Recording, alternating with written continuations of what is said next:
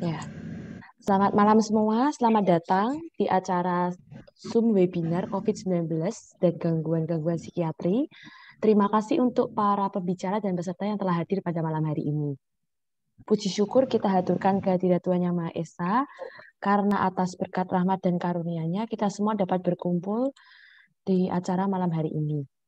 Adapun webinar COVID dan gangguan-gangguan psikiatri malam hari ini akan dimoderatori oleh Dr. Hisnin Dirsyah, SE, MKes, MH, dan akan dibawakan oleh kedua pembicara kita, yaitu Dr. Azaki, SPPD Finasim, dan Dr.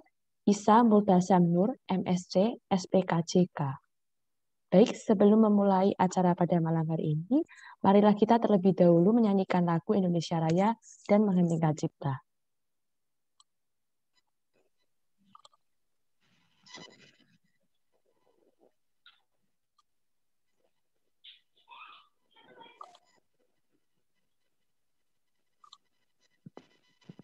Baik, sebentar.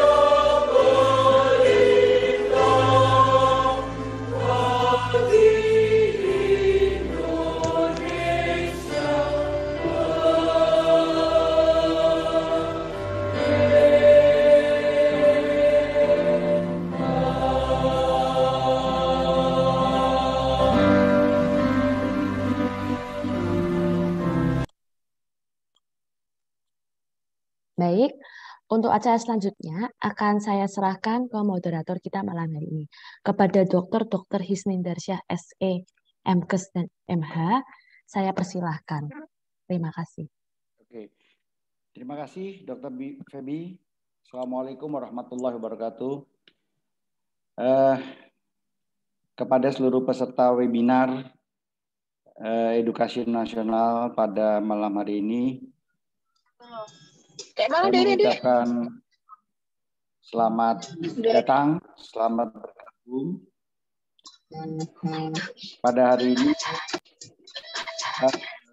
Yayasan Bangun Sehat Indonesiaku kegiatan webinar edukasi nasional. Namun yang spesial pada hari ini, Yayasan Bangun Sehat Indonesiaku melaksanakan ulang tahun yang ke-19 dan webinar edukasi nasional ini merupakan suatu rangkaian yang dilaksanakan pada bulan Maret yang disertai juga dengan beberapa kegiatan-kegiatan lainnya selain dari webinar edukasi nasional ini.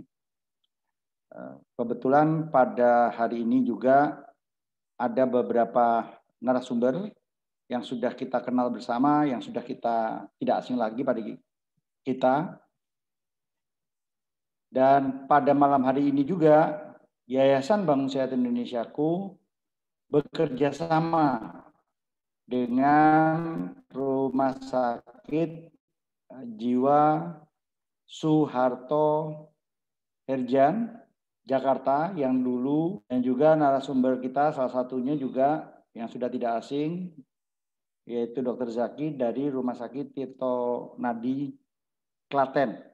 Ya. Dr. Zaki. Oke, untuk mempersingkat waktu, narasumber yang pertama adalah Dr. Zaki. Dr. Azaki Mirza, spesialis penyakit dalam, Vinasim, kemudian akan membawakan materi berjudul Tata Laksana Pasien Terkonfirmasi COVID-19. Seperti kita ketahui, Dr. Zaki adalah dokter spesialis penyakit dalam yang bertugas di Rumah Sakit Dr. Suraji Tirtonegoro, Klaten.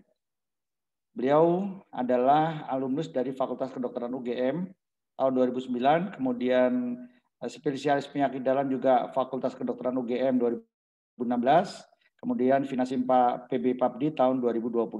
Sekarang bertugas selain sebagai dokter spesialis juga ketua tim Pokja Geriatri Rumah Sakit Suraji Tirtonegoro Klaten, kemudian menjadi dosen klinis FKKMK UGM, kemudian pembina Paguyuban Hemofilia, reviewer jurnal Dikti, dan pengurus komunitas kesehatan nasional. Untuk mempersingkat waktu, saya berikan kesempatan kepada Dr. Azaki Mirza untuk memberikan presentasinya berjudul Tata Laksana Pasien Terkonfirmasi COVID-19.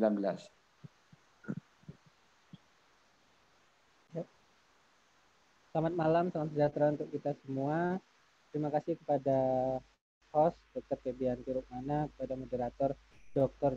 Hisnindarsyah SE, MKes MH. Pada kesempatan ini saya ditugaskan untuk membawakan judul tentang tata laksana COVID-19. Ini CV saya sudah dibacakan. Langsung saja, ini karena slide-nya banyak, jadi mungkin ada beberapa yang saya skip. Jadi intinya pengambilan swab itu di hari 1 dan kedua, ini untuk penegakan ya, untuk diagnosis. Intinya kalau pada pasien terkonfirmasi COVID-19, kalau pemeriksaan di hari pertama sudah positif, tidak perlu lagi di hari kedua. Tapi kalau hari pertamanya negatif, maka perlu dilakukan pemeriksaan di hari berikutnya atau hari kedua.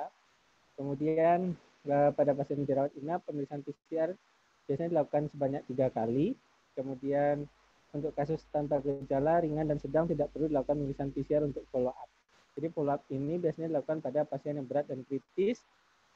Kemudian untuk PCR follow up pada kasus berat dan kritis ini dapat dilakukan setelah 10 hari dari pengambilan swab yang positif ya. Kemudian pemeriksaan PCR tambahan ini disesuaikan untuk kondisi kasus pasien ya dengan pertimbangan DPJP dan fasilitas kesehatan. Kemudian untuk kasus berat dan kritis, bila setelah klinis membaik, bebas demam selama 3 hari, namun pada follow up PCR menunjukkan hasil yang positif, ini bisa terjadi kondisi positif persisten ya. Ini disebabkan terdeteksinya fragmen atau partikel virus yang tidak aktif. Ini juga bisa kita pertimbangkan nilai cycle threshold atau CT value untuk nilai infeksius atau tidaknya. Tapi tentunya harus ada diskusi antara DPJP dengan laboratorium ya. Karena nilai cut off-nya berbeda-beda ya untuk nilai daripada CT ini ya, sesuai dengan reagen dan alat yang digunakan oleh laboratorium. Ini tabelnya tadi ya, intinya yang pada hari ke-11-12 ini diperiksa hanya untuk kondisi berat dan kritis. Ini kalau kita lihat pada kondisi tanpa gejala ya, dilakukan isolasi mandiri di rumah selama 10 hari sejak pengambilan spesimen diagnosis konfirmasi, baik isolasi mandiri di rumah maupun di fasilitas publik yang dipersiapkan pemerintah. Pasien dipantau melalui telepon oleh petugas ya, fasilitas kesehatan tingkat pertama, kemudian kontrol di FKTP terdekat setelah 10 hari karantina untuk pemantauan klinis. Ini biasa kita lakukan ya pada kondisi pasien tanpa gejala.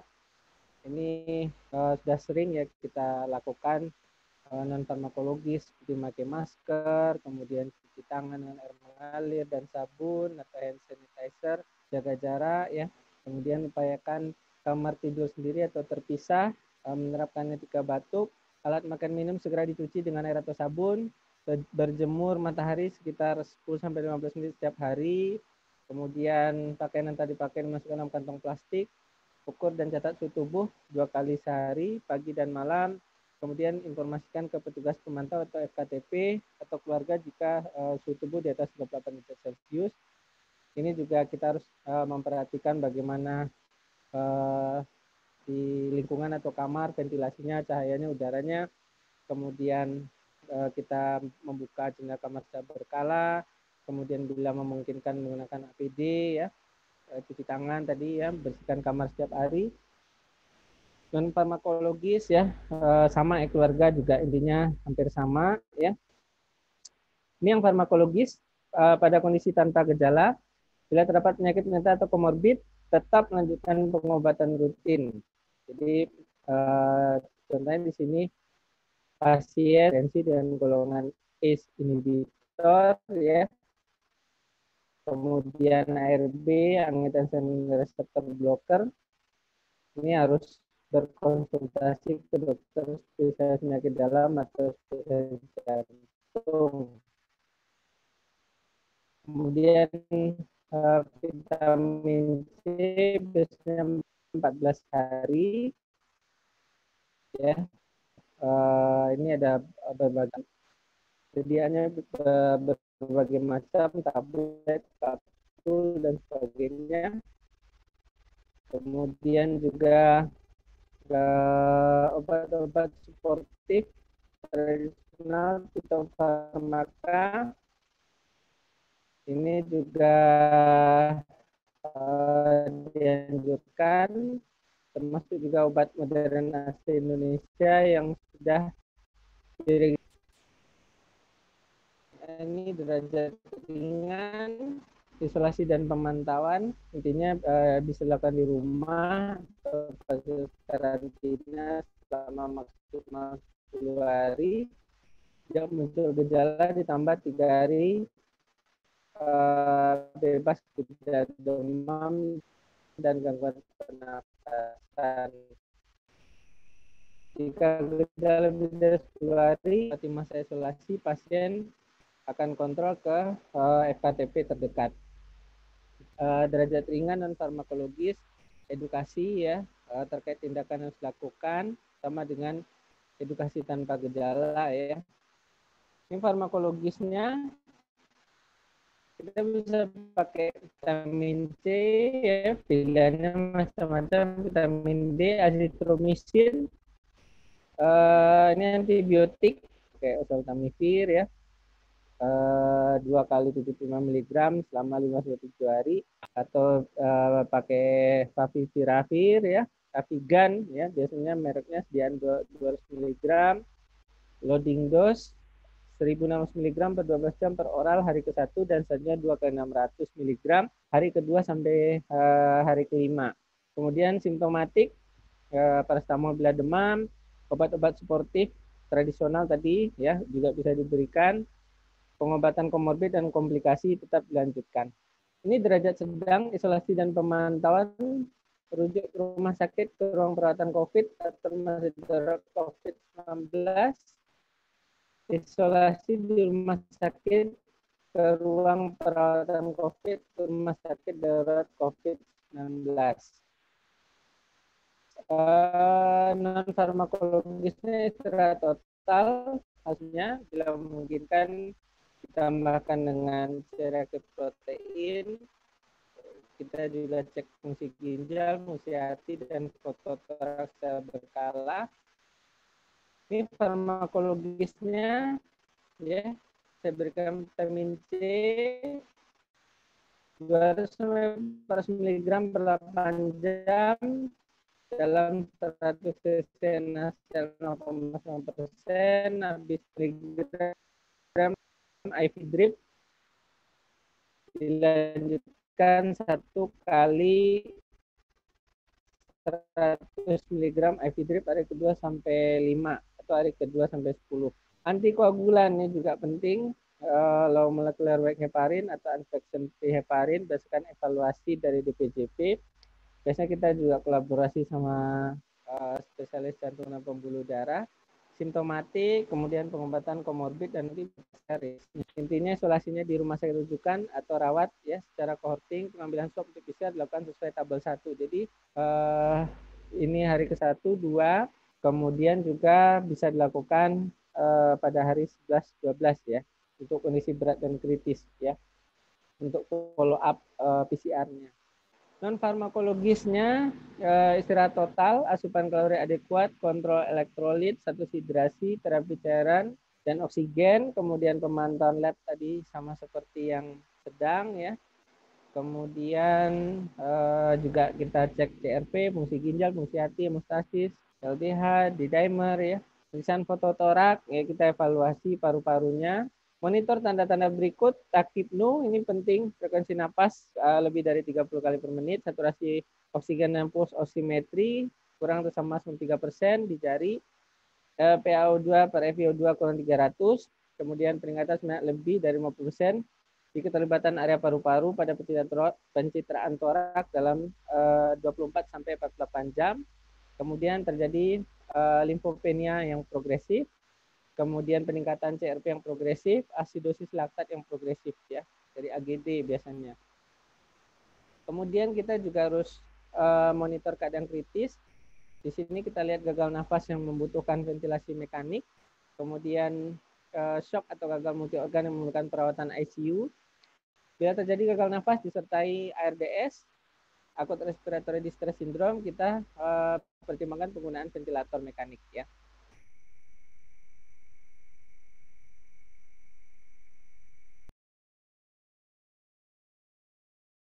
Mechanical ventilation pada pasien dengan RDS atau infusi paru yang luas, kemudian high flow nasal kanul ini lebih disarankan dibandingkan dengan non-invasive mechanical ventilation. Kemudian pembatasan resusitasi cairan terutama pada pasien dengan edem paru, ini hati-hati karena nanti edem parunya bisa bertambah berat. Kemudian posisikan pasien sadar dalam posisi tengkurap. Ini awake front position ya. Ini terapi oksigen ya. Inisiasi terapi oksigen jika ditemukan SpO2 kurang dari 3% dengan udara bebas dengan mulai dari nasal kanul sampai NRM 15 liter per menit, lalu titrasi sesuai target SpO2 92 sampai 96% ya. Kemudian tingkatkan terapi oksigen dengan menggunakan HFNC, high flow nasal kanul jika tidak terjadi perbaikan klinis dalam 1 jam atau terjadi pemburukan klinis. Inisiasi terapi oksigen dengan HFNC, flow-nya 30 liter per menit, FiO2 40% sesuai dengan kenyamanan pasien. Kita menetapkan target SpO2-nya, saturasinya 92 sampai 96% ya. Intinya seperti itu. Jadi intinya kita harus mengevaluasi ya, baik daripada AGD-nya, kemudian dari klinisnya pasien, terutama juga SpO2-nya apakah sudah tercapai target atau belum, ya seperti itu. Ini terapi-terapi oksigen ya, nanti bisa kita bagikan. Jadi intinya adalah kombinasi awake prone position dengan high tonus cell kanul. Ini biasanya efektif ya, dapat memperbaiki intubasi pada RDS ringan sampai sedang. Kemudian kita juga melakukan evaluasi setiap 1-2 jam. Jadi ada indeks ROX ya, yang dihitung dengan rumus SpO2 per FiO2 per laju napas. Ini non-invasive ventilation ya. Jadi ini intinya trial dengan NIV ini selama 1-2 jam. Ini sebagai bagian dari transisi terapi oksigen. Kemudian evaluasinya dalam 1-2 jam, parameternya adalah intinya keluhan di flu-nya membaik atau tidak, gelisah atau tidak. Kemudian laju pernafasannya target dibuat 30 kali per menit. Kemudian word of breathing-nya menurun, stabilitas dari hemodinamiknya juga penting. Dengan objektif tadi saturasi tetap kita targetkan 92-96% dengan tentunya kondisi AGD yang baik ya. Kemudian pada kasus ARDS yang berat, gagal organ ganda dan shock disarankan untuk segera melakukan ventilasi invasif. Kemudian jika pada evaluasi 1-2 jam pertama parameter keberhasilan NIV tidak capai atau jadi perburukan klinis, lakukan metode ventilasi invasif ya. Kombinasi wake prone position plus NIV 2 jam 2 kali sehari ini dikatakan dapat memperbaiki oksigenasi dan mengurangi kebutuhan akan intubasi pada RDS ringan hingga sedang ya. Ini bagaimana ventilasi mekanik pasif atau ventilator ya. Jadi intinya sudah berat ya, tidak bisa diatasi lagi dengan HFNC tadi, NIV ya. Ini ada ECMO ya, mungkin sudah pada dengar ya, ini adalah extracorporeal membrane oxygenation. Pasien COVID-19 dapat menerima terapi ECMO di rumah sakit tipe A ya, RSUP, RSUD tipe A ya, yang memiliki layanan dan sumber daya sendiri untuk melakukan ECMO. Jadi ini spesialisnya juga harus lengkap. Kemudian pasien COVID-19 kritis dapat menerima terapi ECMO bila memiliki indikasi ECMO setelah pasien tersebut menerima terapi posisi prone, kecuali dikontraindikasikan dan terapi ventilator ARDS yang maksimal menurut klinis. Indikasi ECMO ini kita lihat PaO2 per FiO2 kurang dari 60 mm hidrogirum selama lebih dari 6 jam. PaO2 per FiO2 kurang dari 50 mm hidrogirum selama lebih dari 3 jam. pH-nya kurang dari 7,2 plus PaCO2 lebih dari 80 mm hidrogirum selama lebih daripada 6 jam. Ini indikasi dilakukan extracorporeal membrane oxygenation. Ini kita lihat ya, derajat berat kritis, ada kontraindikasi relatif, usia lansia, kemudian obesitas yang sangat berat, imunokompromis, tidak ada informed consent yang sah, penyakit gagal jantung sistolik kronis, terdapat penyebab yang berpotensi reversible, ya, seperti edem paru, sumbatan mukus bronkus, abdominal compartment syndrome, ya. Ini yang kontraindikasi relatif. Kalau yang absolut, ini ada scoringnya, yaitu secara clinical fatality scale kategorinya lebih dari 3, ventilasi mekanik lebih 10 hari, ini ada penyakit komorbid yang bermakna, gagal organ multiple yang berat, injuri neurologi akut berat, darah tidak terkontrol, kontraindikasi makan antikoagulan, dalam proses respirasi jantung paru. Ya, jadi ini kontraindikasi relatif dan absolut untuk ECMO. Ini bagaimana pasien derajat berat atau kritis, non farmakologis ya. Ini kita melihat dulu pasien suspek itu probable atau terkonfirmasi COVID-19. Ini ada algoritmanya. Apakah ada gangguan jalan nafas, sesak nafas, ada hipoksemia, saturasi O2-nya turun, kemudian PaO2 per FiO2 kurang dari 300. Nanti akan kita lihat apa kondisinya memburuk atau progresif. Apabila tidak, ini O2-nya nasal kanul. Kemudian apabila SpO2-nya terus turun, ya, nanti kita evaluasi apakah perlu menggunakan HFNC. Kemudian tentunya juga kita juga mempertimbangkan intubasi atau ventilator, misalnya kondisinya gangguan jalan nafasnya sudah tidak teratasi, ya. Ini ada algoritmanya, nanti bisa kita share ya. Farmakologis derajat berat atau kritis, vitamin C 200-400 mg per 8 jam dalam satu sesi NaCl 0,6%, habis dalam 1 jam secara drip intravena. Vitamin B1, vitamin D, obat-obat yang sebenarnya tetap kita berikan pada kondisi ringan atau sedang. Azitromisin ya, bisa IV atau oral 5-7 hari. Levo juga bisa diberikan pada kondisi curiga ada koinsidensi infeksi bakteri dengan dosis 750 mg per hari. Ini IV atau bisa oral 5-7 hari. Kemudian bila terdapat kondisi sepsis yang diduga kuat oleh karena infeksi bakteri, pemilihan antibiotik sesuaikan dengan kondisi klinis, fokus infeksi dan faktor risiko yang ada pada pasien. Terus juga kita biasanya melakukan pemeriksaan kultur ya, baik kultur darah, kultur sputum. Ini juga harus kita pertimbangkan. Antivirus ya, favipiravir, Avigan tadi sama ya, remdesivir, antikoagulan. Ini juga ada penggunaan steroid dexamethasone 6 mg per hari sama 10 hari atau kortikosteroid lain yang setara seperti hidrokortison pada kasus berat yang mendapat terapi oksigen atau kasus berat dengan ventilator. Ini pengobatan komorbid tetap dilanjutkan. Apabila terjadi shock, kita lakukan tata laksana shock, kemudian obat-obat suportif lain sesuai indikasi. Pertimbangkan untuk terapi tambahan sesuai kondisi klinis pasien ya. Ini juga kita pertimbangkan hati-hati dan malah diskusi dengan tim COVID, contohnya penggunaan anti-L6 ya, kemudian plasma convalescent, IVIG, mesenchymal stem cell ini juga sekarang lagi cukup banyak ya. Ini bantuan hidup dasar pada henti jantung ya, sekira sudah sama-sama kita ketahui. Terapi atau tindakan tambahan lain, ini ada anti-L6, tocilizumab ya, kemudian anti-L1, ini anakinra ya, antibiotik.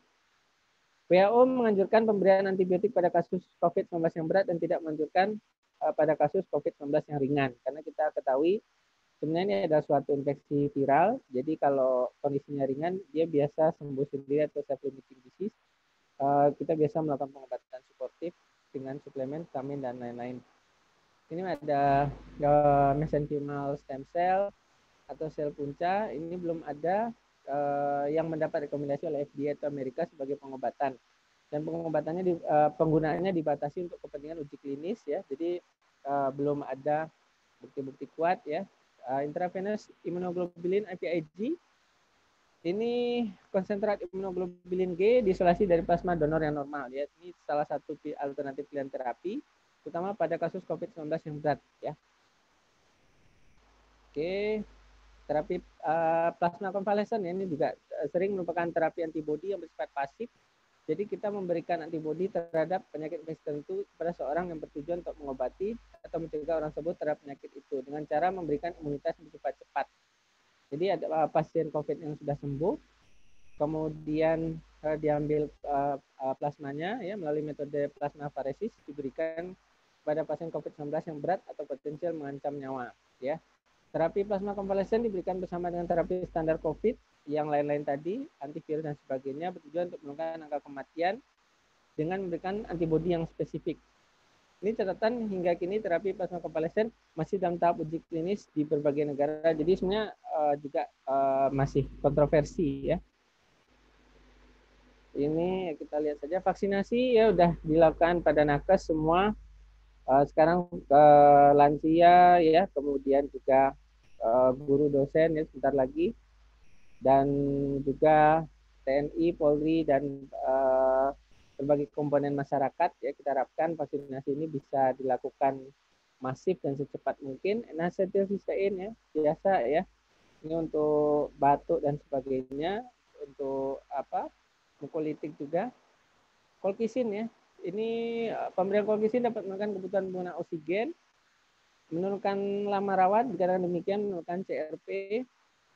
Ini sedang diteliti juga. Spironolactone juga digunakan. Bronkoskopi ini tindakan di ruang respirasi dibatasi penggunaannya mengingat COVID-19 merupakan penyakit yang sangat infeksius. Jadi bronkoskopi belum menjadi rekomendasi baku ya untuk penegakan diagnosis pneumonia viral. Ya jarang ya. Therapeutic plasma exchange, pemisahan plasma dari komponen darah lain. yang mana TPE dapat mengeluarkan antibodi kompleks imun, lipoprotein, ya, makromolekul, juga toksin dan molekul inflamasi ada dalam plasma. Ya, jadi secara patogenesis tindakan terapeutik plasma exchange pada pasien COVID ini adalah terapi tambahan, dapat dipertimbangkan untuk dapat mengurangi sitokin, juga mediator inflamasi lain. Hanya saja sampai saat ini belum ada penelitian yang luas terkait hal ini. Kriteria selesai isolasi sembuh dan pulang ini penting ya.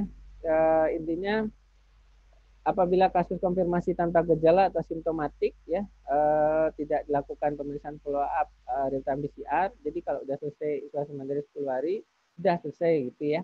Kemudian kasus konfirmasi gejala ringan dan sedang ya juga tidak dilakukan follow up-nya PCR-nya.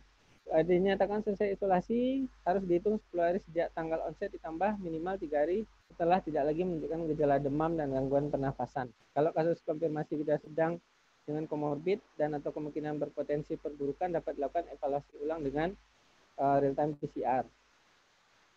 Kriteria selesai isolasi untuk kasus konfirmasi gejala berat atau kritis yang di rumah sakit. Kasus konfirmasi gejala berat atau kritis di rumah sakit nyatakan selesai isolasi telah mendapat hasil follow up real time PCR 1 kali negatif ditambah minimal 3 hari bebas gejala ya, intinya seperti itu. Kemudian dalam hal pemeriksaan follow up real time PCR tidak dapat dilakukan, maka pasien kasus konfirmasi gejala berat atau kritis yang dirawat di rumah sakit yang sudah menjalani isolasi selama 10 hari sejak onset ditambah minimal 3 hari tidak lagi menunjukkan gejala demam dan gangguan pernapasan dinyatakan selesai isolasi dan dapat dialih rawat non isolasi atau dipulangkan ya. Ini seperti itu. Kriteria sembuh apabila telah memenuhi kriteria selesai isolasi dan dikeluarkan surat pernyataan selesai pemantauan berdasarkan penilaian dokter di fasilitas pelayanan kesehatan, tempat dilakukan pemantauan dan atau oleh DPJP ya. Kemudian pasien konfirmasi dengan gejala berat atau kritis dimungkinkan memiliki hasil pemeriksaan lab real time PCR persisten positif karena pemeriksaan ini masih dapat mendeteksi bagian tubuh virus walaupun virusnya sudah tidak aktif atau tidak menular. Jadi penentuan sembuh berdasarkan hasil asesmen oleh DPJP. Kriteria pemulangan. Pasien dapat dipulangkan dari perawatan di rumah sakit bila memenuhi kriteria isolasi dan memenuhi kriteria klinis sebagai berikut. 1. Hasil kajian klinis menyeluruh termasuk diantaranya gambaran radiologis ada perbaikan, pemeriksaan darah ada perbaikan, kemudian dilakukan oleh DPJP menyatakan pasien diperbolehkan untuk pulang. Tidak ada tindakan perawatan yang dibutuhkan oleh pasien baik terkait sakit COVID ataupun masalah kesehatan yang dialami oleh pasien. Ya. Intinya 2 ini. Persisten positif COVID ini ditemukan pada pasien yang mengalami perbaikan kondisi pasca diagnosis COVID, namun real time PCR-nya tidak konversi menjadi negatif, atau dalam kata lain, alat real time PCR masih dapat mendeteksi virus dari spesimen pasien.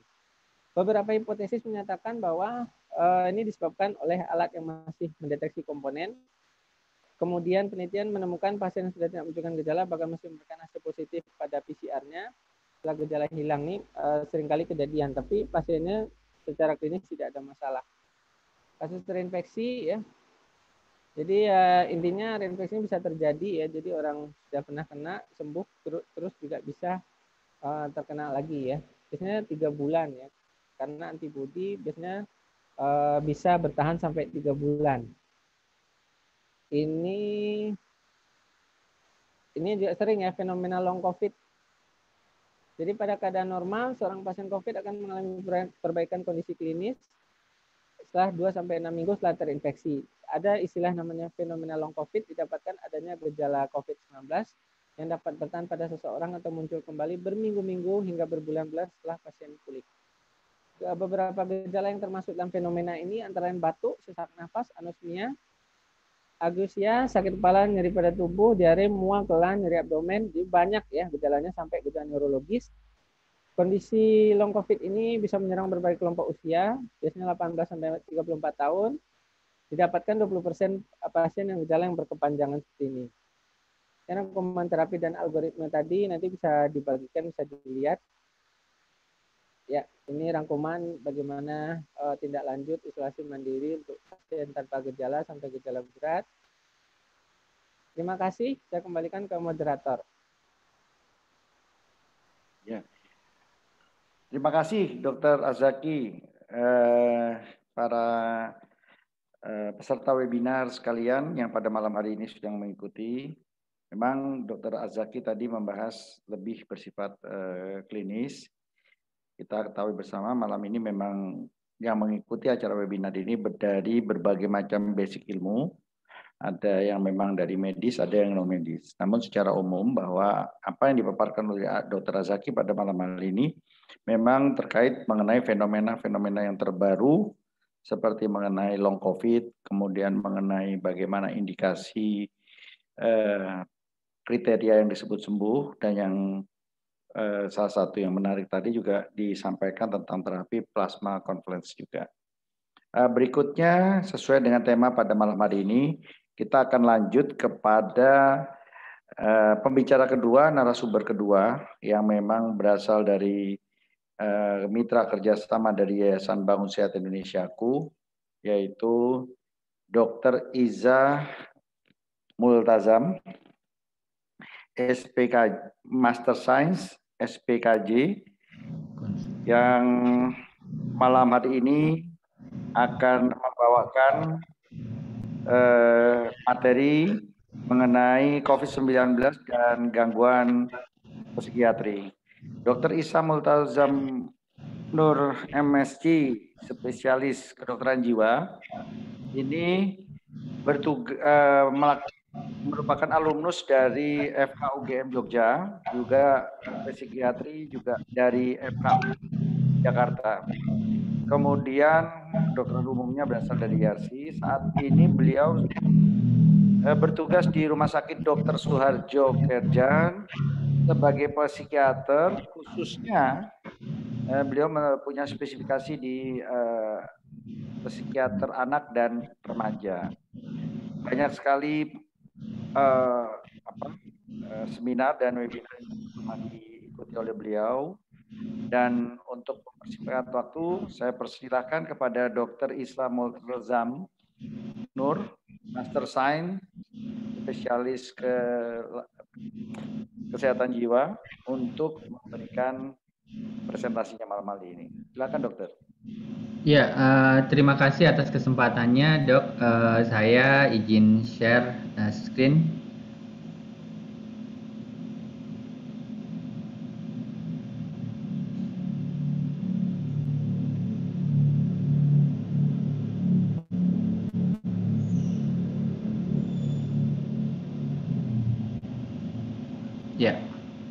Ya, assalamualaikum warahmatullahi wabarakatuh.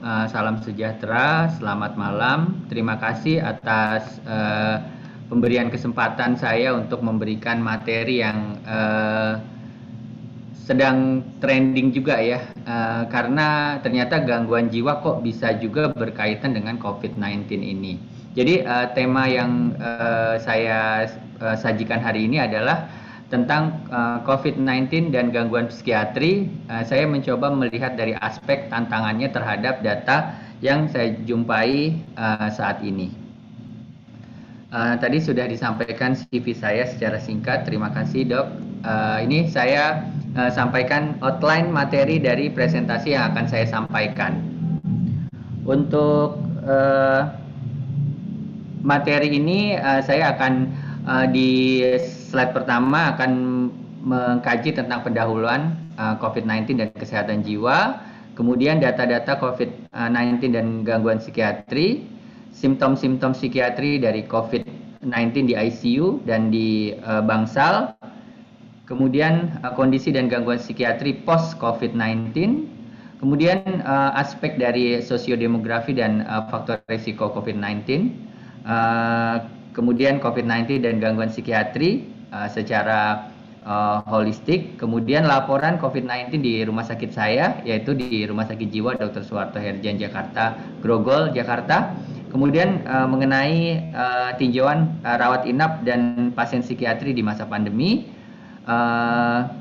tidak juga tentunya kurang afdol kalau tidak mengkaji tentang stres psikososial dan dampak psikologis dari COVID-19 ini.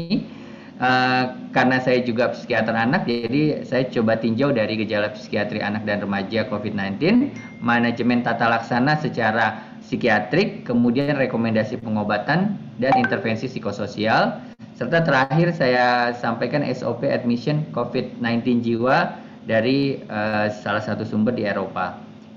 Terakhir simpulan. Oke, sebagai pendahuluan, tentu kalau kita bicara tentang COVID-19, sekarang ini ternyata bisa juga mempengaruhi kesehatan jiwa, di mana kita ketahui bahwa kondisi pandemi ini dapat mempengaruhi kondisi psikologis dan kesehatan jiwa dari individu, yang mana gangguan psikiatri tentu dapat terjadi yang berkaitan dengan kerentanan individu tersebut terhadap infeksi. Misalnya contoh pneumonia seperti yang tadi disampaikan oleh Dr. Azaki ya, sering sekali berhubungan dengan COVID-19 ya. Kemudian juga individu dengan gangguan psikiatri dapat lebih dipengaruhi secara substansial dengan respon emosional terhadap kondisi COVID-19. Sebagai tentunya COVID-19 ini menjadi stresor atau menjadi pemicu terhadap kondisi kejiwaan seseorang. Sehingga saya melihat ada hubungan dua arah ya antara COVID-19 ini dan gangguan psikiatri. Yang pertama, pasien dengan gangguan psikiatri dapat terinfeksi COVID-19. Tetapi di satu sisi, pasien dengan infeksi COVID-19 dapat menampilkan sejumlah simptom-simptom psikiatri atau kesehatan jiwa. Ini data yang saya peroleh dari salah satu studi di Eropa ya, bahwa di London, di Inggris, data COVID-19 dan gangguan psikiatri. Ternyata secara global di sini dikatakan bahwa gangguan psikiatri punya kontribusi juga nih sebesar 23,3%. Tentu yang paling utama masih di aspek penyakit dalam ya, gangguan metabolik masih lebih tinggi nih 39,3% dan respirasi juga 31,5% dan yang paling tinggi gangguan kardiovaskuler 54,8%. Nah, untuk kategori gangguan psikiatri ternyata dijumpai kondisi depresi dapat dijumpai dan yang melakukan perilaku menyakiti diri atau mungkin ada ke arah mau bunuh diri. Ini sebesar 24,1%. Yang nomor 2 adalah tertinggi adalah penyalahgunaan zat. Jadi kondisi pandemi ini membuat stres sehingga akhirnya bisa menggunakan zat-zat atau alkohol ya untuk sebagai pelampiasannya 11,7%. Ansietas 5,4% dan gejala psikotik ternyata bisa juga muncul sebesar 5,6%. Kemudian kita bergerak ke simptom, artinya kumpulan gejala-gejala psikiatri apa sih yang mungkin bisa aja kita jumpai pada pasien dengan COVID-19. Yang pertama adalah tentu simptom secara umum yang kondisinya akut ya. Jadi ternyata pada kondisi akut ini, maksudnya akut psikiatri ya, dapat terjadi pada 1 dari 5 pasien dengan COVID-19. Yang mana ini berdasarkan laporan kasus dari hal-hal yang tinggi yaitu ternyata mengalami kecemasan sebesar 31,9 sampai 35,7%. Ini tinggi nih. Jadi munculnya kecemasan, kekhawatiran ya, ketakutan itu banyak sekali. Kemudian yang nomor pertama malah insomnia. Jadi kesulitan tidur ini merupakan salah satu hal yang perlu menjadi perhatian karena banyak dijumpai pada kondisi-kondisi akut yang awal-awal dia di kondisi COVID-19 ini.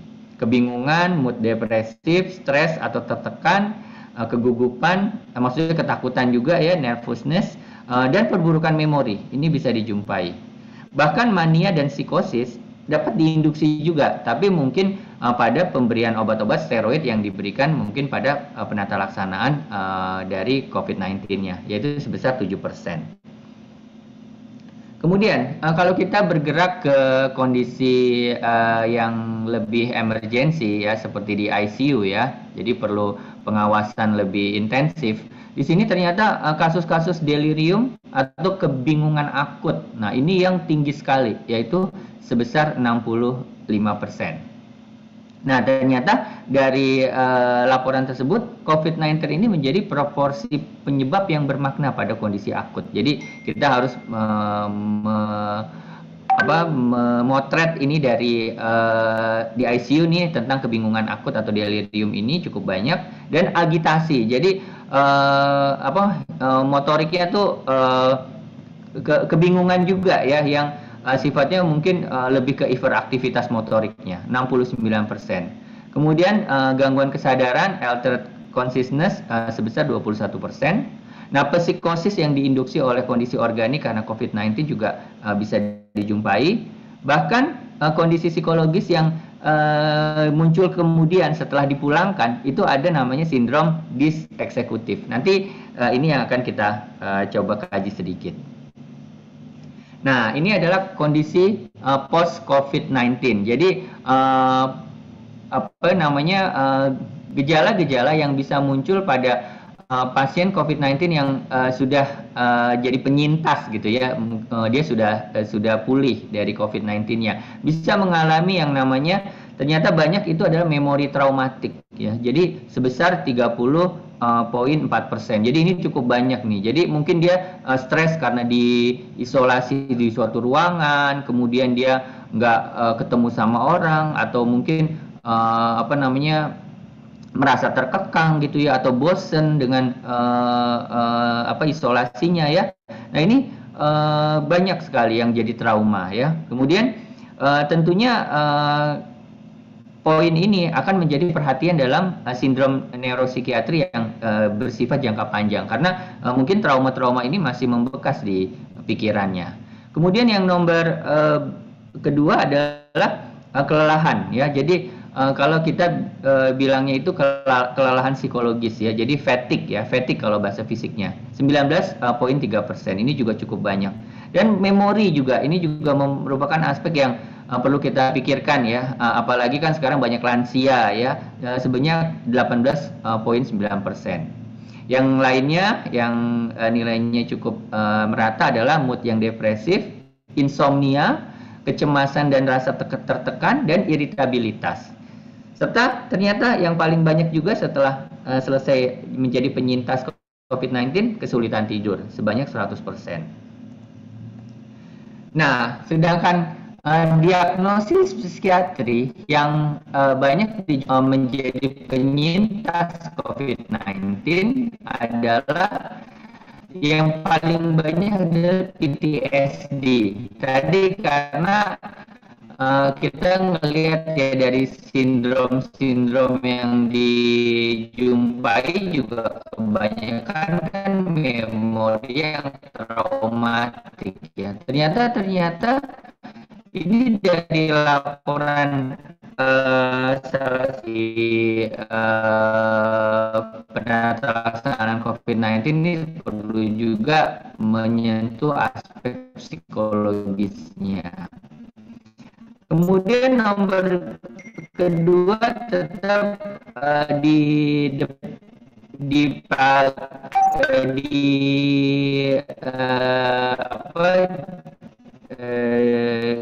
nomor keduanya ya, dan ketiganya tetap tingkat stres atau ansietas yang tinggi. Jadi istilahnya tentu ketika kita melakukan screening awal di unit gawat darurat di kondisi yang umum gitu ya,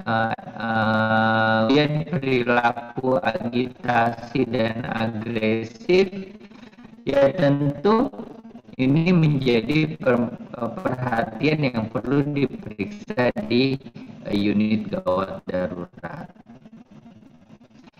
Yang menarik juga adalah gangguan psikosomatis. Ternyata ada salah satu laporan Zaki bahwa ini yang kita bilang sebagai sindrom long COVID ini pada penyintas atau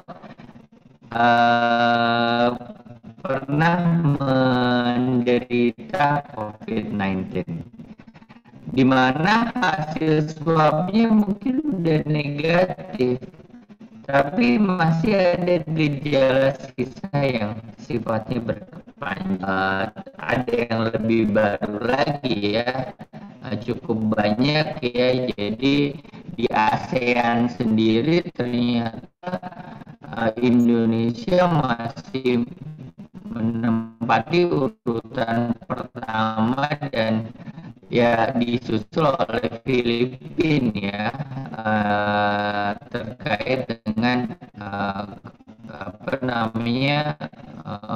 grafik juga menyoroti masalah komorbiditas, karena ternyata seringkali gangguan psikiatri ini nempel dengan pasien-pasien yang COVID-19 pada kondisi akut maupun pada rata-rata tuh di usia 12 sampai 68 tahun ya. Sehingga kalau di salah satu acuan di Eropa ya dikatakan bahwa ada 60 hari ini, maksudnya yang dari aspek psikiatri ya maksudnya. Kemudian ternyata kalau individu tersebut mempunyai gangguan mood, riwayat pernah depresi atau bipolar ya. Nah ini ternyata ketika pernah atau dia ternyata memiliki diagnosis skizofrenia, ternyata peningkatan resiko kematiannya lebih tinggi terkait dengan COVID. Ini saya ambil dari suatu studi kohort COVID-19 dan gangguan psikiatri ya. Ternyata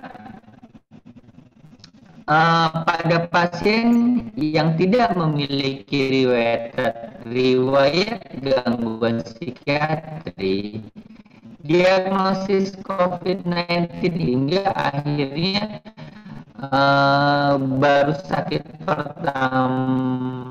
baru kena COVID-19 ini, insiden untuk gangguan psikiatri sakit pertamanya itu tinggi ya, meningkat. Nah ini dibandingkan dengan kondisi atau masalah kesehatan lain seperti influenza, apalagi pada populasi lansia, tentu demensia harus betul-betul menjadi perhatian, karena bisa COVID-19 itu bisa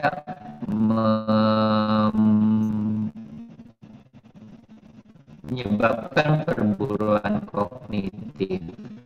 Rata-rata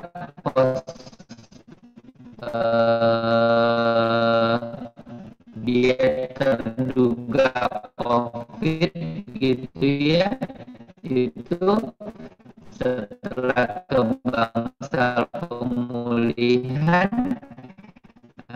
kebanyakan tuh memang perempuan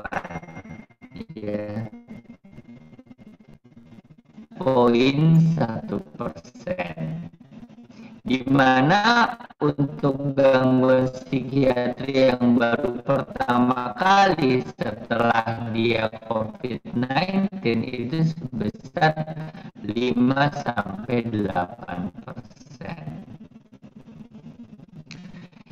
Insiden diagnosis demensia pertama kali, nah jadi tiba-tiba menjadi semacam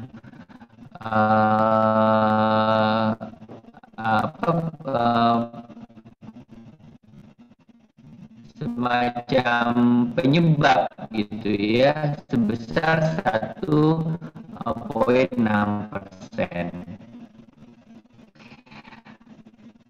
Kemudian dari riwayat gangguan psikiatris sebelum psikiatrik, jadi ada sekuelnya, di mana akhirnya kita perlu pertimbangkan bahwa diagnosis gangguan psikiatri dapat menjadi faktor risiko independen untuk COVID-19.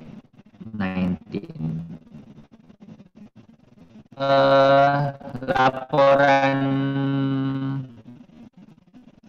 kasus yang saya jumpai ya, ternyata timbulnya gejala psikiatri tidak selalu diawali dengan gejala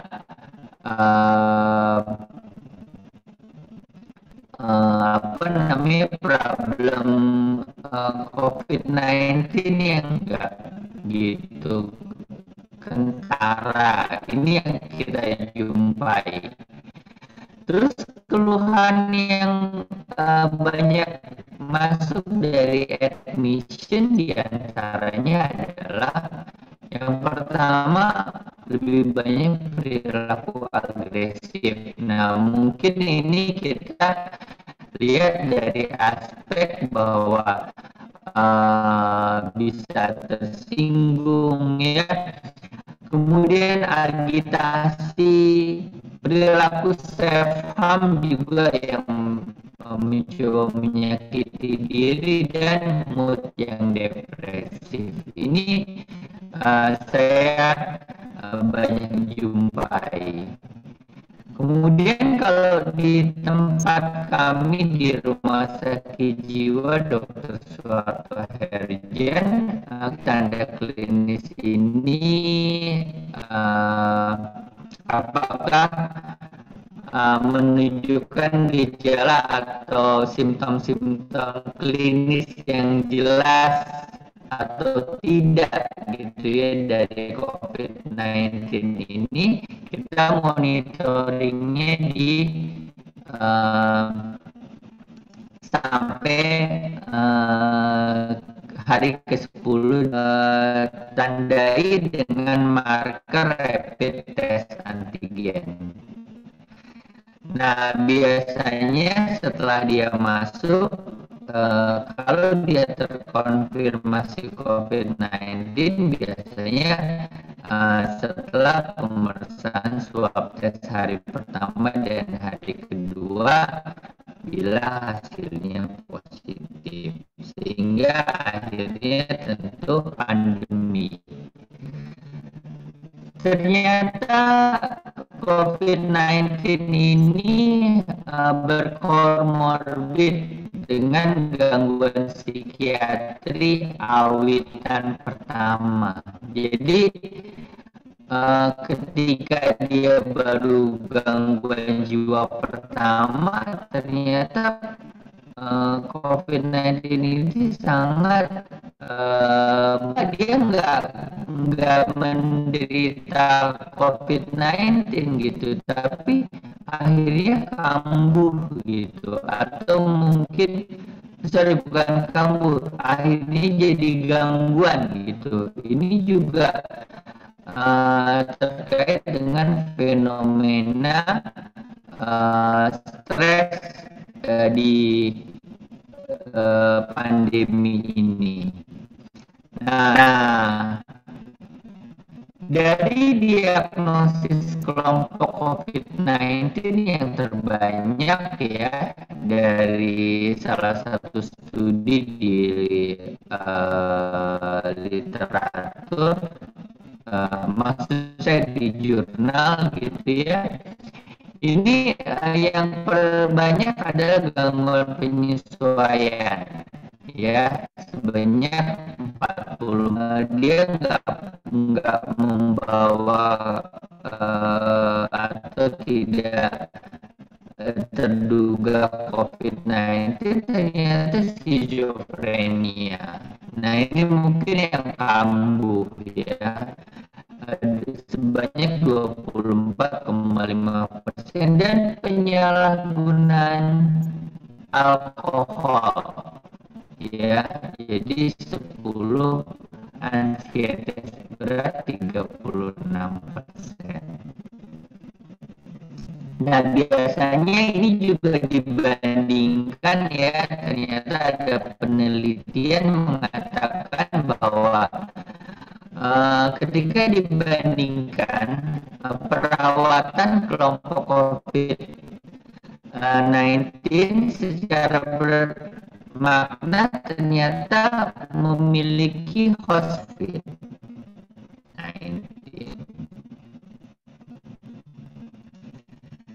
Nah, sekarang saya coba tinjau dari fenomena pasien psikiatri di masa pandemi COVID-19. Nah, tentu ini kan akan membutuhkan pengobatan yang panjang ya, karena bersifat kronis ya.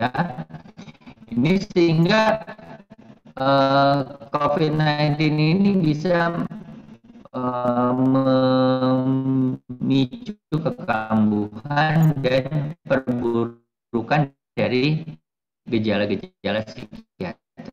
Bisa diakibatkan karena putus obat atau hambatan dalam mengakses ke layanan kesehatan, karena mungkin harus ada peraturan yang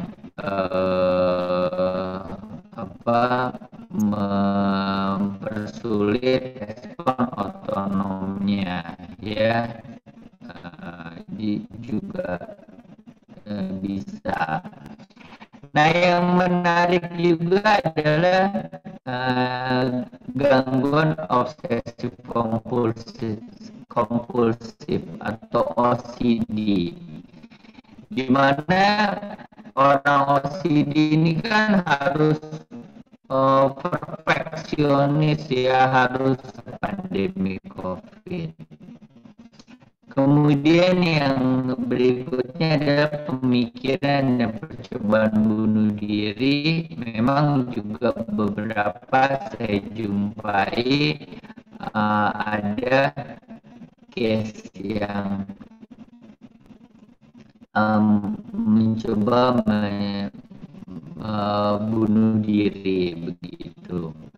Kemudian yang terakhir, masalah psikiatrik di pandemi COVID-19 ini, di mana tentu kita ketahui ya, pandemi dan lockdown ya, pembatasan berskala besar gitu ya, itu kan membuat dia mungkin jadi terpaksa gitu, dan ini membuat tekanan. Kemudian di anak-anak sekolah ya, penutupan sekolah dan penjarakan fisik ya, yang tadinya mau main bareng-bareng gitu ya, mau main bersama, akhirnya terbatas hubungannya dengan teman sekelas. bahkan kemarin ini di pandemi sekarang ini jadi benar-benar belum ketemu secara live gitu ya, onsite gitu, baru online aja, sehingga akhirnya dia jadi depresi. Kemudian tentu adanya pengurangan aktivitas fisik, kan bahwa prediktor kesehatan jiwa negatif dari COVID-19 yang perlu menjadi perhatian adalah ketika ada keluhan-keluhan kesulitan tidur yang memburuk, ya artinya perburukan dari masalah tidur. Kemudian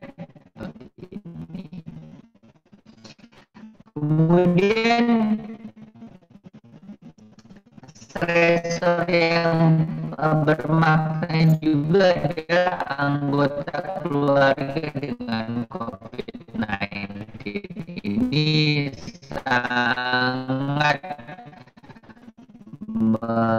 membuat beban, ya. Kemudian ada pengontrolan dalam pencarian informasi. Kemudian interaksi langsung dengan pasien COVID-19, misalnya petugas kesehatan, ini juga akan menyerang kemampuan copingnya dalam menangani krisis dan respon terhadap trauma. Jadi COVID-19 ini bisa dianggap sebagai suatu traumatik. Ada penurunan keberfungsian bekerja, ya, setelah dia mengalami COVID-19. Jadi mungkin aku jadi malas bekerja, ada kecanduan dan penggunaan internet yang berlebihan, sehingga menyebabkan adiksi game online dan media sosial.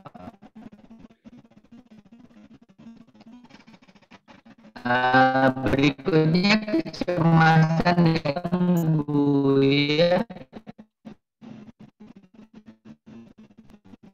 Nah, untuk respon yang akut nih biasanya pada masyarakat akan ada panic buying, ya, buying. Kemudian ada studi juga mengatakan tingkat tekanan psikologis orang tua ternyata secara bermakna terkait dengan gejala psikiatri, di mana gejala-gejala psikiatrik yang bisa dijumpai pada anak dan remaja di kondisi pandemi COVID-19 ini adalah perubahan pesanan dari anak 73,8%.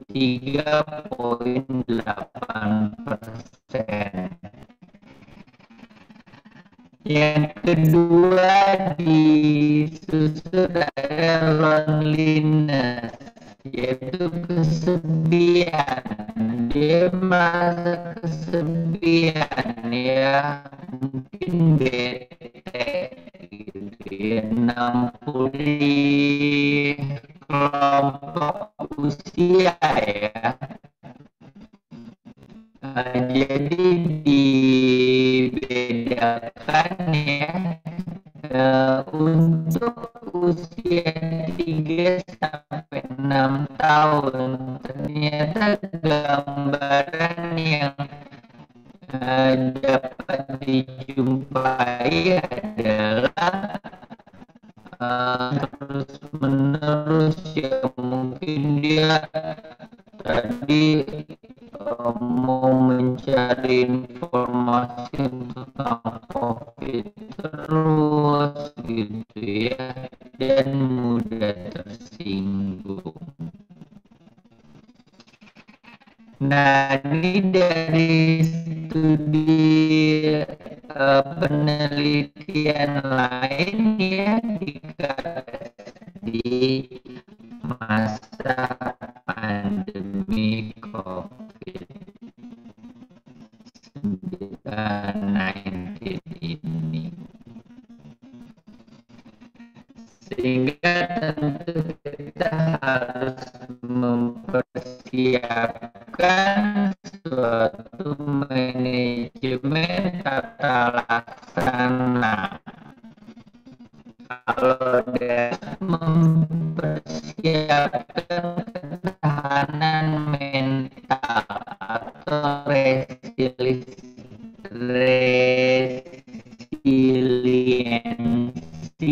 dari anak dalam menghadapi situasi pandemi ini, harus gimana move on gitu ya, harus beraktivitas, bermusik, bernyanyi, dan jangan tidur siang, karena ini akan juga mengganggu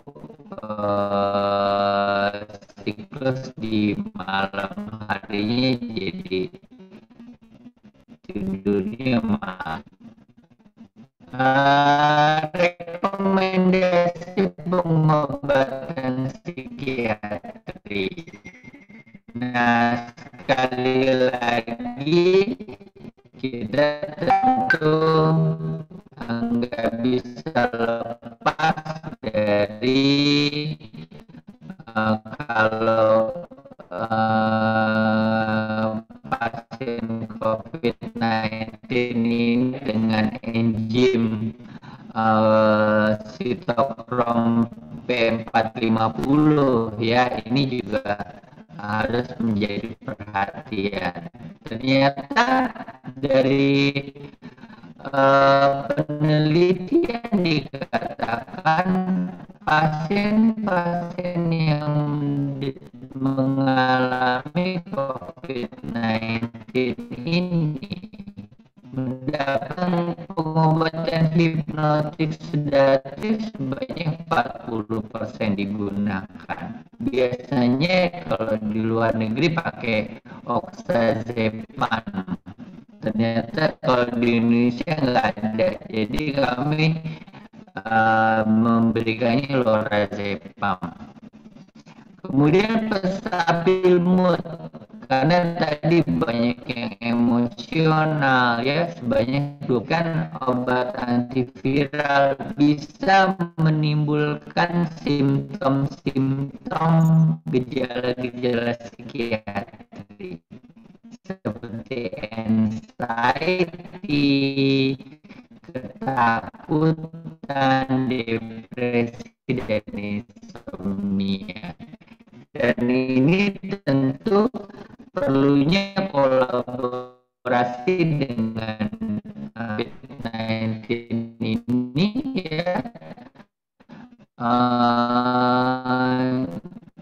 tentunya kita menyeleksi mana kira-kira yang bisa diterima dan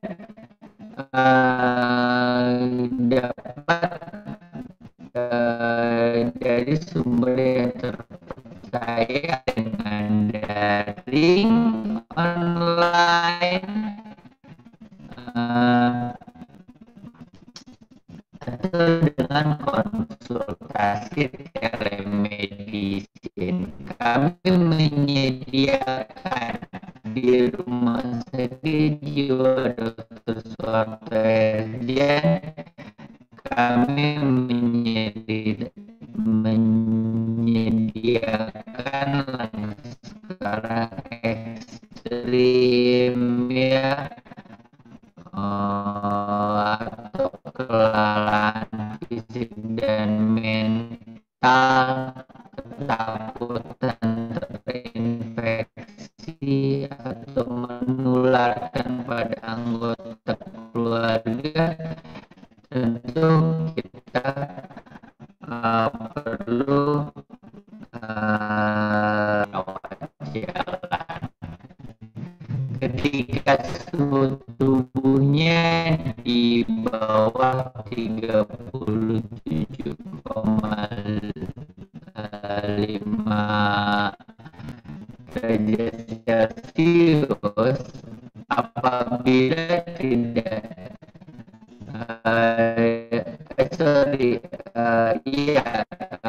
di bawah ya,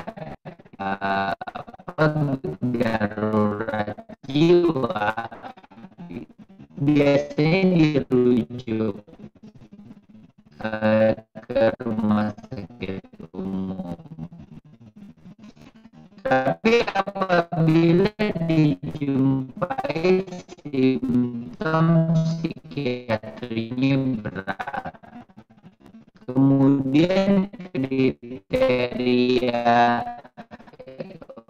protokolnya memang masih pakai ronsen torak ya. Tapi ini juga pengembangan yang perlu kita harus optimalisasi alat-alat CT scan. Nah, apabila hasilnya positif dengan pemeriksaan IgM dan IgG-nya negatif dan CT dadanya normal, bisa dirawat di bangsal isolasi untuk 1 minggu. Kemudian dilakukan cek ulang rumah, maka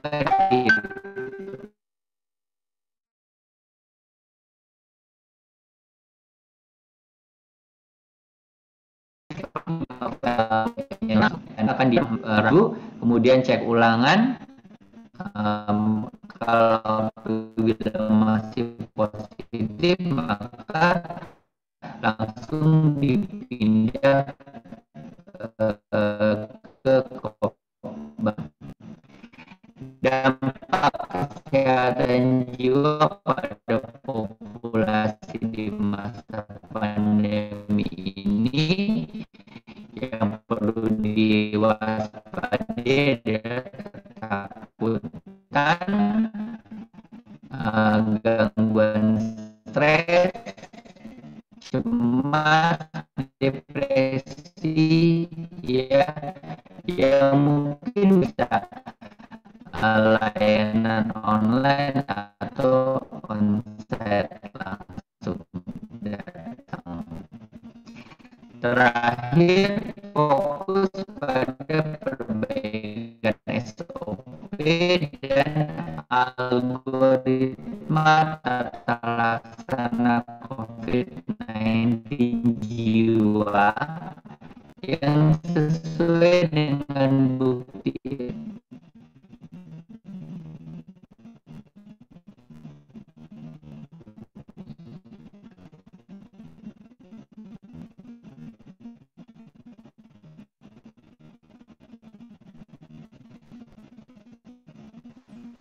Oke.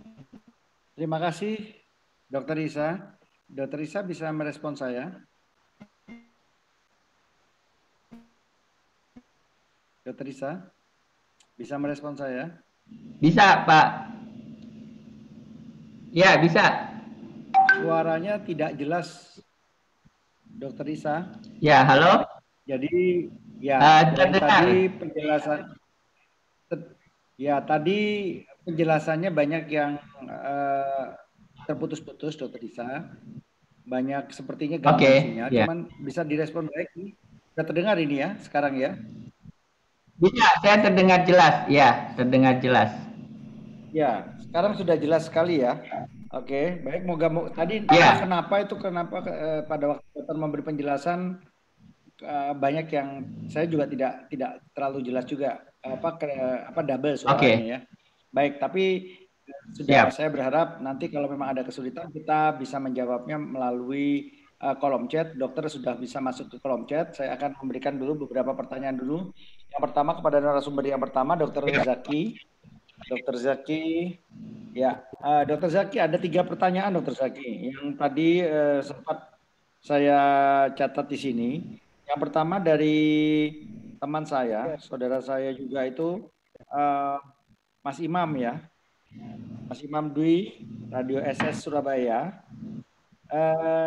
Beliau minta penjelasan mengenai strain baru dok, strain baru B117 yang konon lebih cepat penularannya.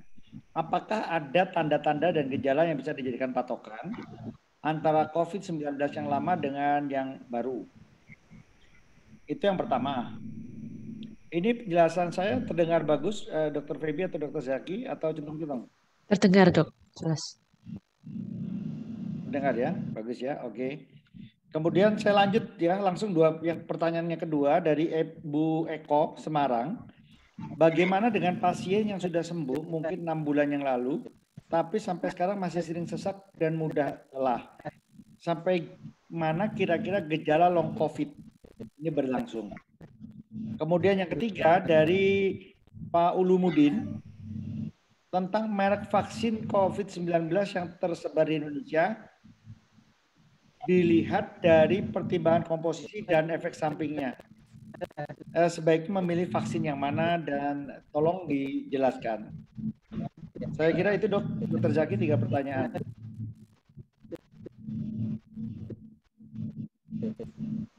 Bisa dijawab dulu Dr. Zaki. Mas.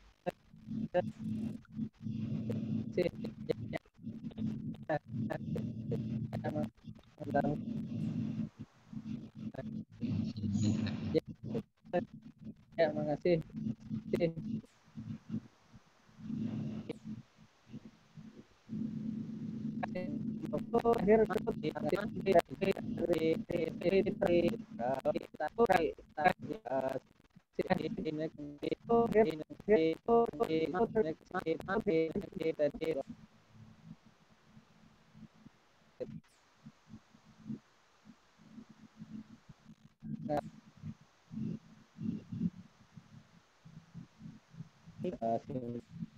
Simptomatik.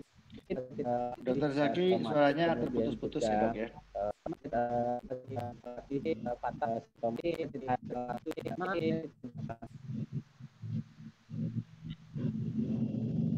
Ya.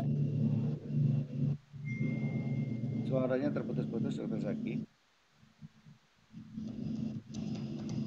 Tak.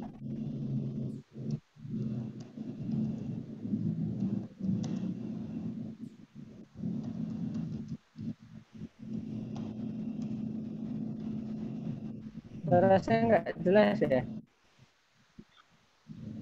Terputus. Halo. Ya dok, kurang jelas dok. Ini jelas. Ya sekarang jelas dok. Terputus ya? Jelas. Berat ya itu menurut penjelasan Kemenkes yang terbaru. Jadi untuk tata laksananya sama seperti COVID yang gejala ringan sampai sedang, ya. Kemudian pertanyaan kedua tadi penyintas COVID ya, pelayanan darah dan sebagainya itu kita harapkan tidak permanen. Jadi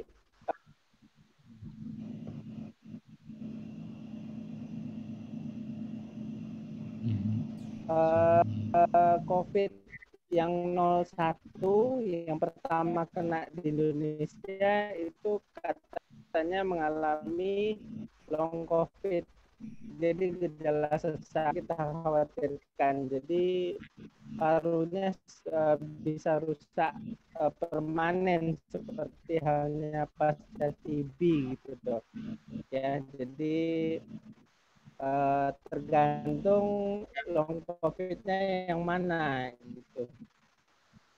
Kemudian kalau vaksin yang paling bagus, ini tentunya tiap vaksin ada kelebihan dan kekurangan masing-masing. Efek sampingnya juga minimal. Jadi intinya seperti itu. Tapi intinya vaksin-vaksin yang masuk ke Indonesia itu sudah di ACC BPOM untuk keamanannya. Jadi intinya seperti itu. Jadi kalau untuk vaksin mana yang terbaik saya tidak bisa mengatakan, tapi intinya mungkin demikian, Dok. Ya.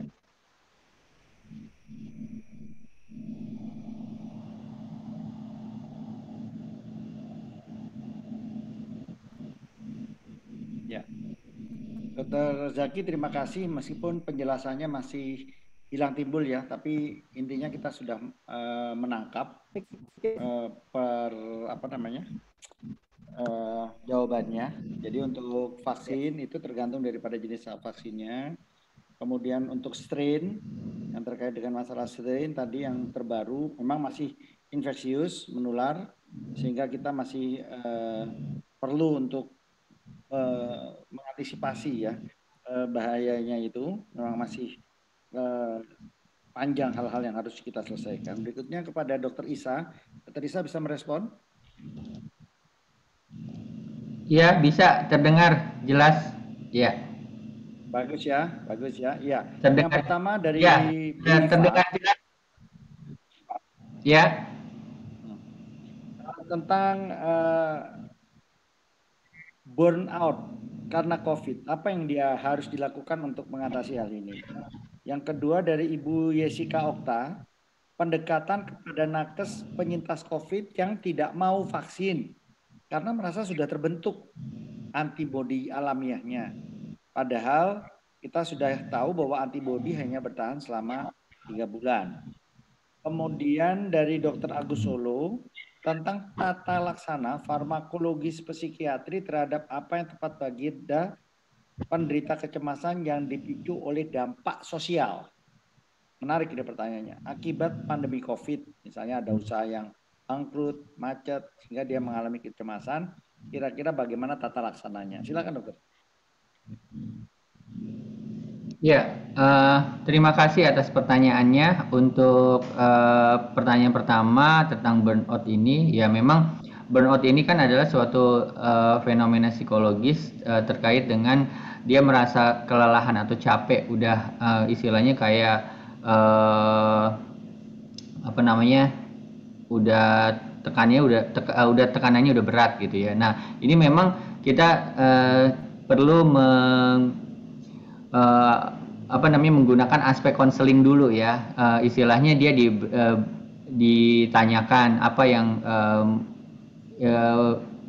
yang dia ingin utarakan gitu. Mungkin ada tekanan-tekanan yang bisa disalurkan. Jadi istilahnya kita katarsis ya. Dia katarsis menyampaikan apa sih problematikanya itu ya, yang tadi sampai istilahnya udah lelah banget gitu pekerjaannya. Nah, di sini ya tentu seperti metode relaksasi dan juga ada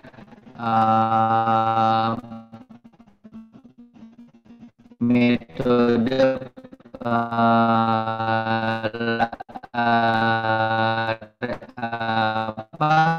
relaksasi progresif, pikiran negatif atau udah kecapean karena tadi dikatakan keengganan untuk kembali bekerja itu yang salah satu objek tertentu yang harus keluar rumah. Jadi apa yang keluar di mobil gitu ya. Jadi itu bisa takut ketularan COVID-19 atau dia sebenarnya punya ketakutan akan jarum suntik misalnya, karena kita nggak menutup kemungkinan beberapa ininya kayak inform concern gitu. Nah itu kita harus berikan dulu konseling ya. Jadi sebelum disuntik dia dikasih konseling dulu. Nah itu yang harus kita lakukan. Nah, pendekatan bisa digunakan untuk otonomnya supaya responnya dia siap untuk disuntik. Tapi kalau tadi dikata apa sudah ada kekebalan atau aku kan sudah merasa dan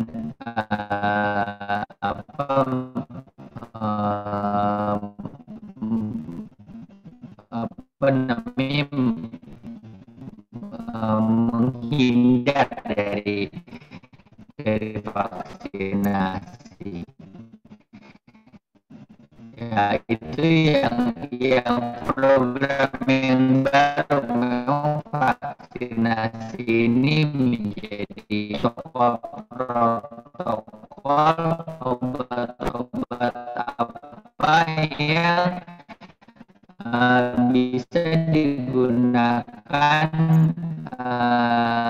dengan kombinasi misalnya antivirus gitu ya. Ada beberapa guideline-nya. Kita harus periksa dulu apakah memenuhi kriteria diagnostik sebagai suatu gangguan kecemasan atau bahkan mungkin depresi yang memang saya sih kalau untuk protokol biasanya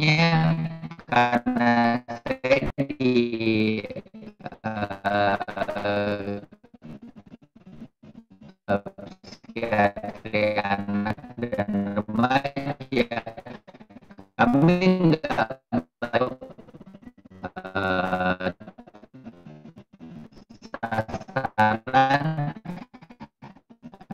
target kecemasan.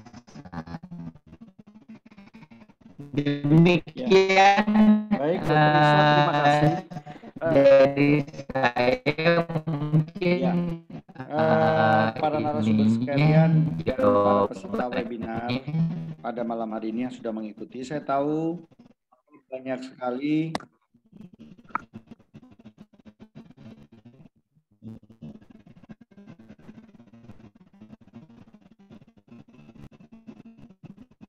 sekali pertanyaannya masuk, namun berhubung adanya problem di sinyal ini, kita mengkopulir, mohon untuk mengisi daftar absen.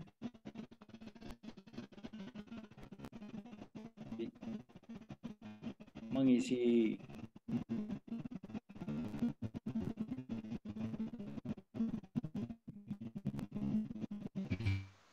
maka kami mengucapkan terima kasih atas semua partisipasinya. Kita akan tutup acara webinar malam hari ini. Saya sadar banyak hal yang memang belum dijawab. Menarik sekali Dr. Isa, Dr. Zaki, kemudian semua peserta webinar edukasi nasional Yayasan Bank Indonesiaku bersama dengan Rumah Sakit Soeharto Kendian. Saya juga mengucapkan terima kasih partisipasinya. Namun sekali lagi kita akan akhiri dengan foto bersama sekarang. Saya juga ingin mengucapkan selamat datang kepada Ibu Ketua YBSI Yayasan Bangun Sehat Indonesiaku yang baru saja bergabung, tapi juga menyampaikan problem sinyal ini. Jadi Bu Firly Mafitasari, selamat bergabung Bu. Selamat datang di Yogyakarta, disambut oleh Dr. Zaki. Ya, dan kita tutup dengan foto bersama. Kita kembalikan kepada Dr. Feby. Ya, terima kasih kepada para pembicara dan moderator kita malam hari ini. Kepada Dr. Azaki dan Dr. Isa, saya ucapkan terima kasih banyak. Mungkin masih banyak pertanyaan dari peserta, namun karena keterbatasan waktu, kita harus mengakhiri acara pada malam hari ini. Baik, sebelum mengakhiri acara malam hari ini, mari kita berfoto bersama terlebih dahulu. Saya mulai dari slide pertama ya, Dokter. 1, 2, 3.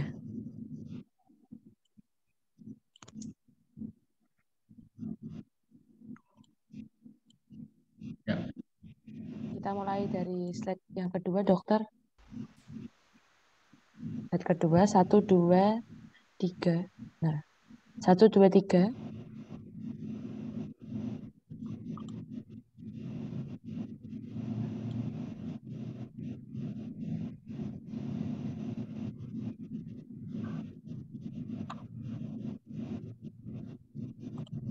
Mulai dari slide ketiga. 1, 2, 3.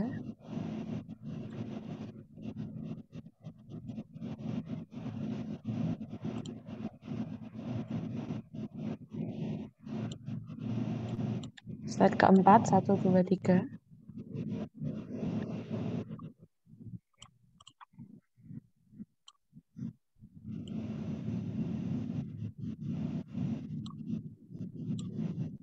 Slide kelima, 1, 2, 3.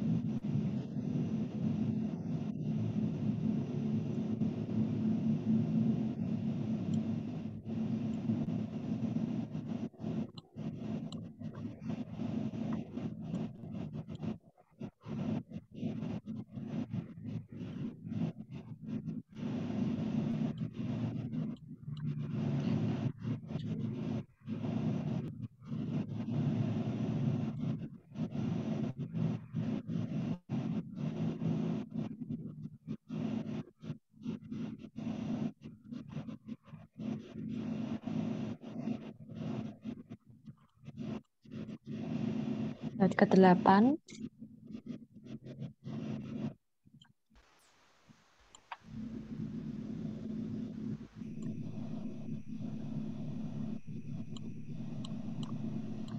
Sudah, Dokter? Atau acara fotonya? Baik dokter, terima kasih banyak untuk para peserta dan para pembicara. Selamat malam.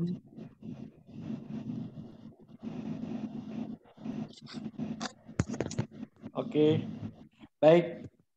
Kita tutup. Ya. Kita tutup acara pada malam ini dan kita ucapkan terima kasih semuanya peserta webinar. Mohon maaf atas gangguan sinyal yang kita alami pada malam hari ini. Mohon maaf. Terima kasih banyak. Semua narasumber. Terima kasih. Oke. Terima kasih dok. Lab ya. Iya dok. Tetap semangat ya semua. Siap.